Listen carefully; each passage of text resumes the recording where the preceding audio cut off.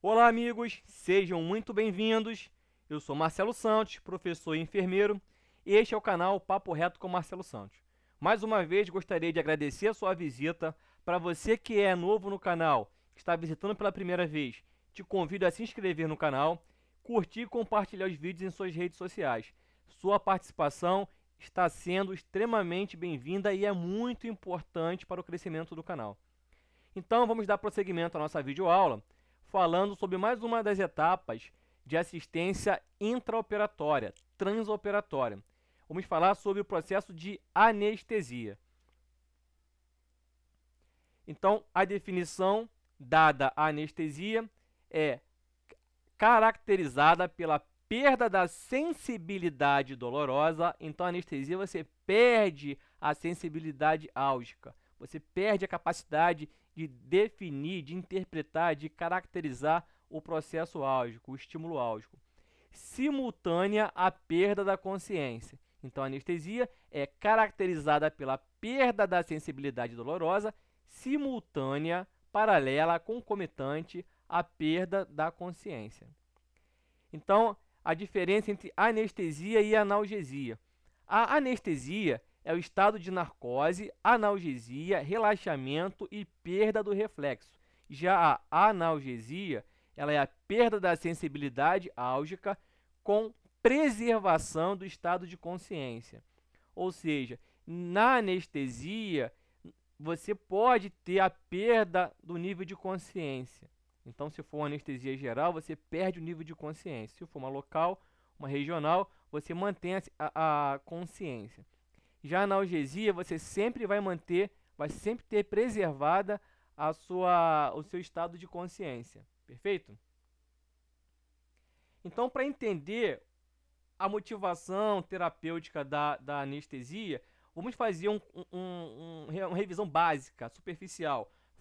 Se você tiver interesse em conhecer a fisiologia da dor, os analgésicos, você precisa assistir a aula de anatomia e fisiologia humana no que se refere ao sistema álgico, né? A percepção da dor do sistema nervoso central. Então vamos lá, fisiologia da dor. Toda vez que existe uma injúria tecidual real ou potencial, há a produção de substâncias algiogênicas, ou seja, gênese, origem, álgico, dor. Então, substâncias que darão origem ao estímulo, à sensação de dor. Essas substâncias elas vão ser captadas por receptores específicos localizados nas extremidades, então no sistema nervoso periférico. Então, uma vez que esses receptores captam, se acoplam às substâncias algiogênicas, existe uma via sensorial pela qual esse estímulo criado, um estímulo biológico, se forma um estímulo elétrico. Esse potencial de ação ele vai migrar, ele vai trafegar por toda a via sensorial até atingir a área sensorial central, que é o tálamo. É uma região do seu cérebro que você identifica, quantifica e qualifica o estímulo álgico. A partir daí você tem toda a síntese, toda a gênese do processo álgico formado.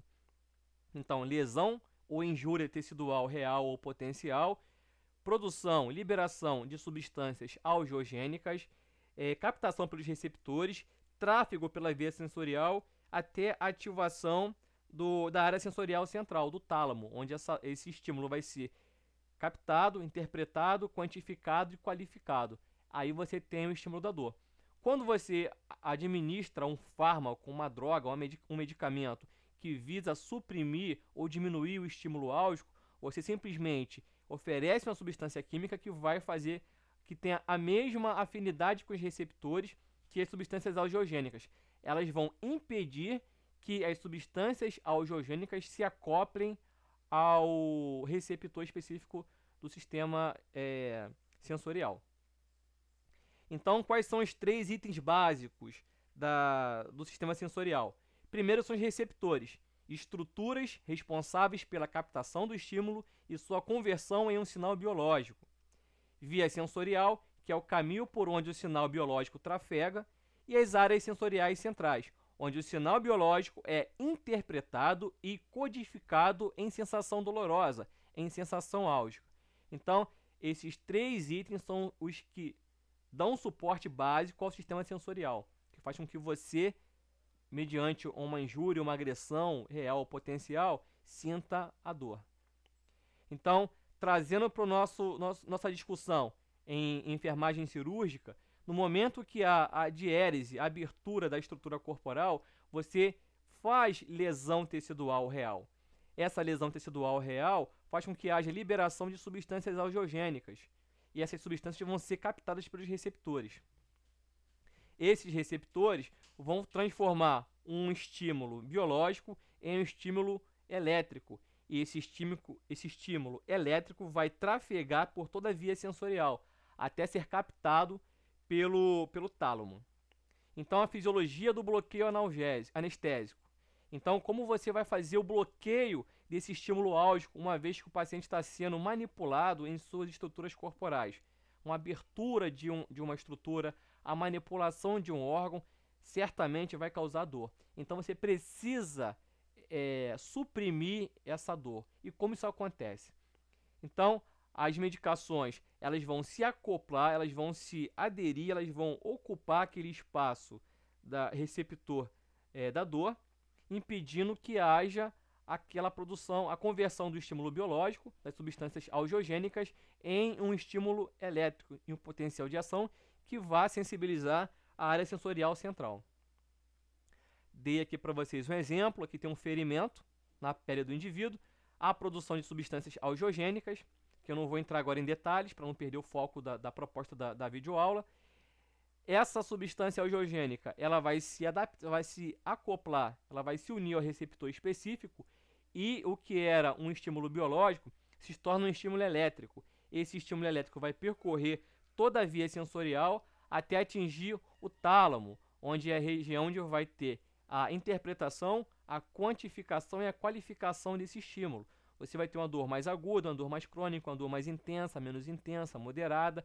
Vai ser nessa região do seu cérebro, do tálamo, onde isso vai acontecer. Então, esse é o mecanismo. E como a droga funciona? Como a medicação anestésica, analgésica funciona? Como ela age? Ela age ocluindo essas regiões aqui, que são os receptores. Ó. Aqui no caso é um opioide, aqui é morfina. Então, o receptor de opioide, ele vai ser bloqueado pela medicação. Então, você não vai ter aqui a substância algiogênica trabalhando aqui em cima. Então, você administra a medicação e a medicação se acopla aqui. Ó. Esse verdinho aqui, hipoteticamente, seria o estímulo, a substância algiogênica, que iria fazer a estimulação desse neurônio. Só que você tem uma medicação que ela vai ocupar esses receptores, impedindo que esse processo aconteça e o estímulo álgico siga o seu caminho pela via sensorial. Então, esse é o mecanismo de bloqueio anestésico. E como é realizada a escolha do anestésico? A escolha da anestesia deve ser feita pelo paciente e pelo profissional anestesista. Vários fatores influenciam na decisão. Então, esses fatores são os que trabalham, que são base para que o profissional anestesista escolha qual tipo de droga vai se utilizar. Primeiramente, a condição fisiológica do paciente, comorbidades, histórico de recuperação anestésica, tipo e duração da cirurgia, posição do paciente, entre outras situações que são elencadas. Então, na escolha da medicação anestésica, esses fatores influenciam a decisão. Esses fatores são avaliados pelo profissional no momento de você escolher a droga específica. Então vamos lá. Fatores do paciente que influenciam na seleção do anestésico. Então, as situações do paciente, do indivíduo que vai ser submetido à intervenção cirúrgica. Primeiro, situação do sistema orgânico. Então, toda medicação ela precisa ser metabolizada, processada e excretada. Então, a função hepática, o fígado, e a função renal, os rins, elas são analisadas, avaliadas nesse processo.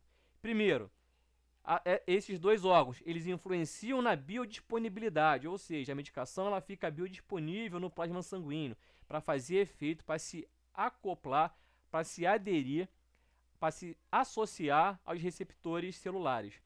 Depois, responsáveis pela biotransformação. O fígado ele vai biotransformar, ele vai transformar em uma substância solúvel no plasma, para ficar diluída no plasma.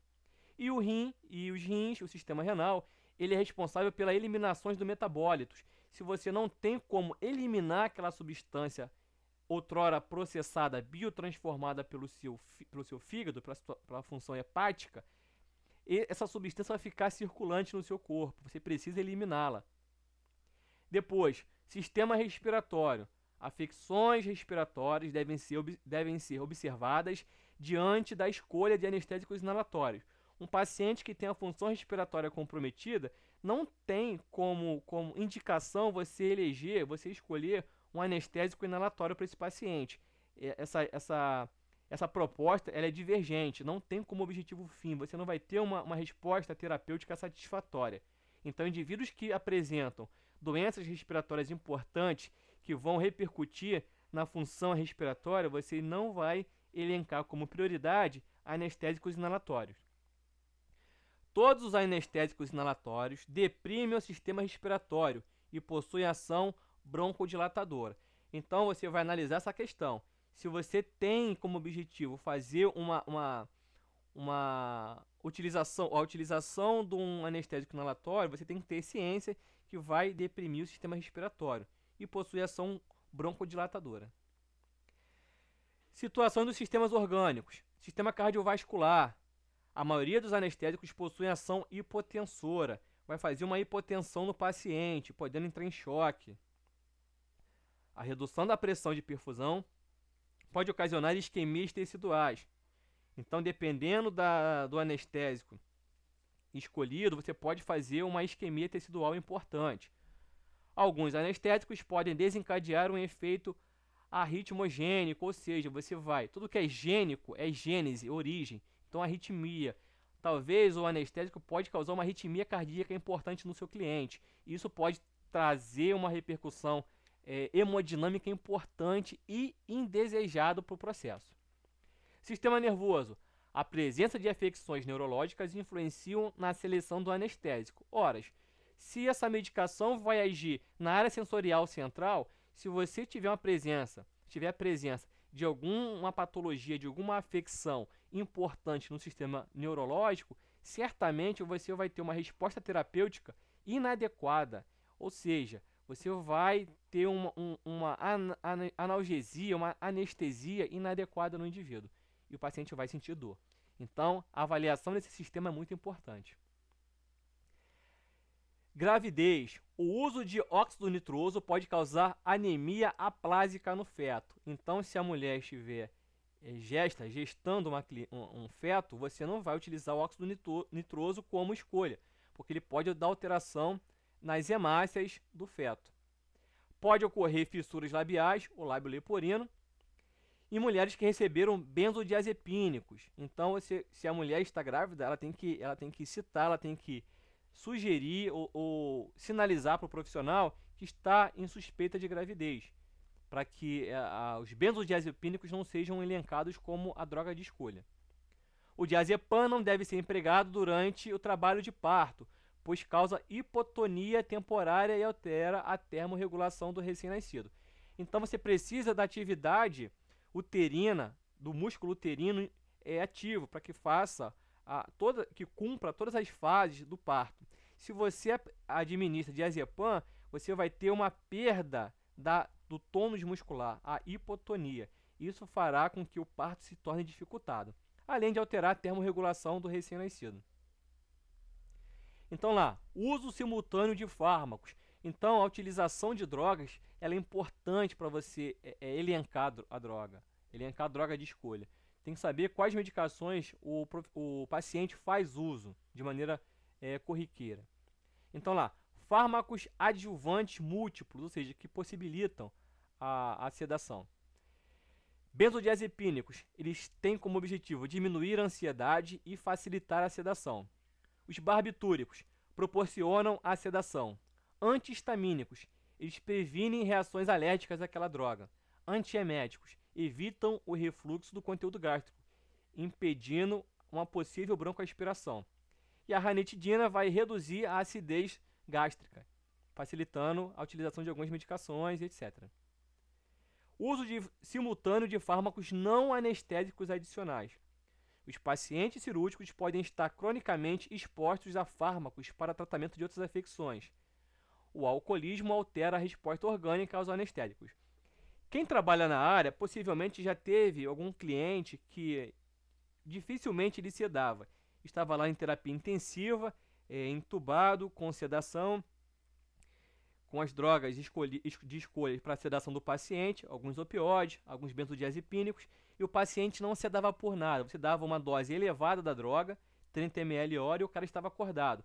Porque algumas medicações utilizadas previamente pelo cliente podem aumentar o limiar de sedação do cliente. Então você precisa de doses cada vez mais elevadas daquela medicação para você atingir o efeito terapêutico esperado, que seria a sedação do paciente. Então, conhecer o histórico farmacológico do indivíduo, ou se ele faz uso de entorpecente, ou se ele é etilista, isso é importante para você determinar a alteração da resposta orgânica aos anestésicos. Então, quais são os tipos de anestésicos escolhidos? Eu elenquei para vocês aqui alguns e fiz a caracterização para vocês. Então, em anestesia geral, qual é o tipo de anestesia geral? É um estado inconsciente reversível, caracterizado por amnésia, analgesia, depressão dos reflexos, relaxamento muscular e manipulação dos sistemas e funções fisiológicas. É obtida com o uso de uma ou mais drogas, capaz de fazer a ação analgésica, relaxante muscular, depressão neurovegetativa e produzir inconsciência. E é dividida em 3 fases básicas. Você vai fazer a indução da anestesia geral, a manutenção e a recuperação. Primeiro você faz uma dose de ataque, onde você vai induzir a depressão do sistema nervoso central, você vai manter sustentada essa resposta biológica através da dose de manutenção, e no final do evento você vai fazer a recuperação pós-anestésica do indivíduo. A anestesia regional, definida como uma perda reversível da sensibilidade, quando um anestésico local é injetado para bloquear ou anestesiar as fibras nervosas. Entre elas estão a raquianestesia, a anestesia peridural e o bloqueio de nervos periféricos. Então, a anestesia regional, ela é local, ela vai fazer com que haja perda de segmentos específicos da estrutura corporal do indivíduo. Assistência monitorizada da anestesia. Então, a infiltração do local cirúrgico com um anestésico local é feita por um cirurgião e o anestesista a completa com drogas endovenosas, que dão sedação e analgesia sistêmica. Então, assistência monitorizada da anestesia.